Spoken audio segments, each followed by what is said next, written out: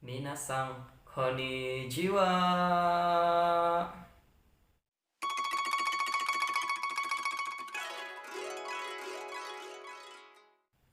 Welcome back to my YouTube channel Lost for Days. Before it, don't forget subscribe, please like and share, okay? Baik, kembali lagi dengan saya. Pada kesempatan ini kita akan belajar bahasa Jepang. Nah, yang mana pembelajaran pada saat ini belajarannya lebih asik dan lebih menarik pada sebelumnya. Kenapa?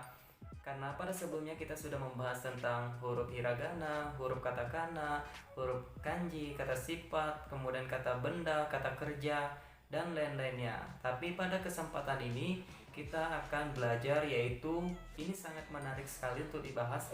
Dan teman-teman semua, jika benar-benar ingin mempelajari bahasa Jepang, mahir di dalam bahasa Jepang, maka teman-teman harus mengikuti pembelajaran video ini karena ini sangat penting sekali untuk belajar bahasa Jepang. Nah, pada kesempatan ini kita akan belajar yaitu partikel-partikel di dalam bahasa Jepang. Mungkin video sebelumnya teman-teman sudah melihat salah satu partikel di dalam bahasa Jepang. Namun pada kesempatan ini tidak jauh lebih asik dan lebih menarik lagi karena selanjutnya kita akan membahas yaitu tentang partikel di dalam bahasa Jepang, yang mana partikel sebelumnya sudah saya bahas. Nah, pada kesempatan ini maka saya akan membahas tentang partikel kembali, kelanjutan yang kemarin itu. Namun partikel yang ini sangat menarik sekali dan sangat luar biasa sekali. Mau tahu partikel apa? Kalau teman-teman ingin tahu, lihat video penjelasan saya nanti mengenai partikel tersebut, kemudian bagaimana cara penjelasannya. Karena partikel ini lumayan agak menguras otak, tapi ya kalau teman-teman ingin mahir di dalam bahasa Jepang ya harus menguasainya. Oke, baik, ini dia videonya dan cara penjelasannya.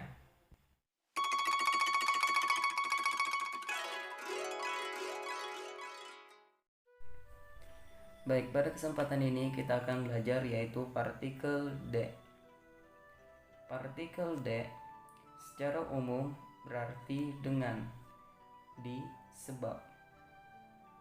Fungsinya adalah 1. Menunjukkan alat, bahan, dan sebagainya yang digunakan dengan.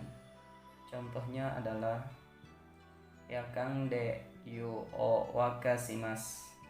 Artinya adalah memasak air dengan cerek. Kemudian contoh yang lainnya adalah ichinichi o dokuso de sugoshimasu. Artinya adalah melewatkan hari dengan membaca buku. Kemudian fungsi yang kedua adalah menunjukkan tempat di mana sesuatu hal dilakukan atau terjadi. Di. Contohnya adalah restoran de ramen o tabemasu.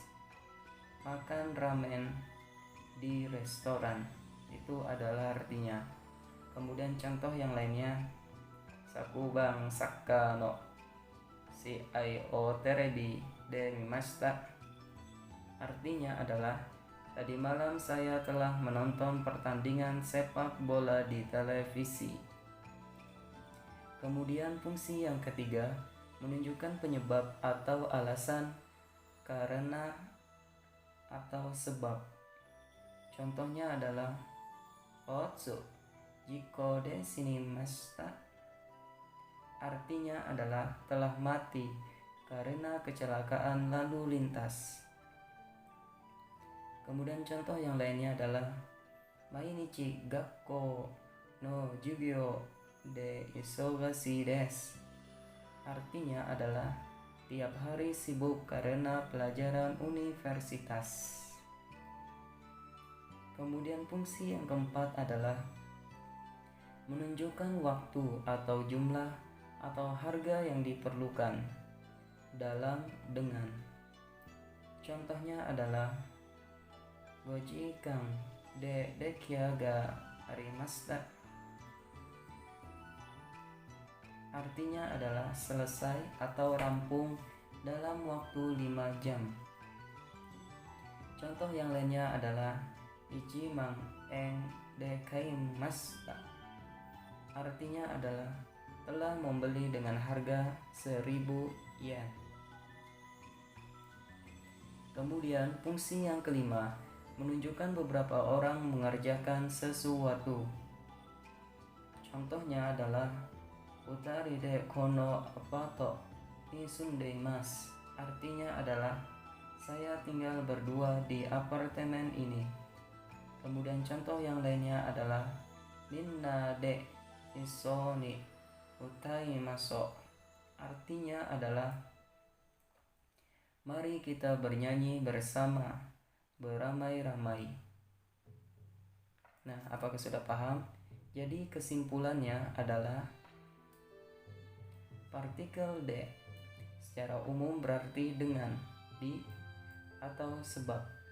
Fungsinya adalah 1. Menunjukkan alat, bahan dan sebagainya yang digunakan atau dengan.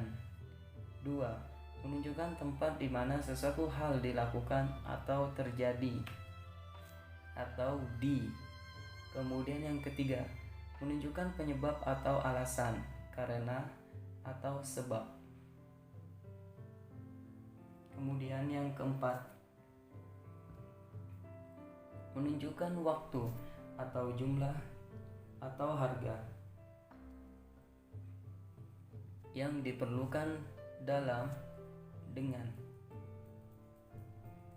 Kemudian fungsi yang kelima adalah menunjukkan berapa orang mengerjakan sesuatu. Nah, itulah fungsi partikel D.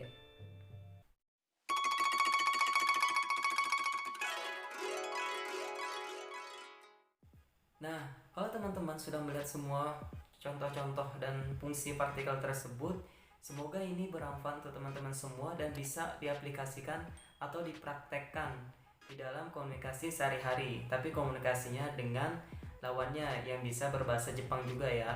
Kemudian teman-teman jangan lupa silahkan komentar di bawah kolom komentar ini jika ada pertanyaan, dan kemudian silahkan di like and share karena jangan mau pintar sendirian, oke?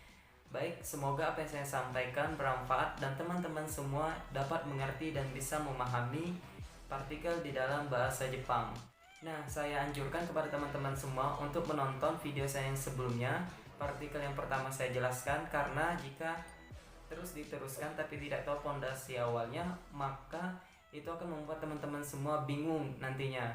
Makanya harus berurutan ditontonnya ya, karena saya pun menguploadnya dengan berurutan. Pokoknya semangat terus, oke? Baik, sekian saya akhiri. Arigatou gozaimasu.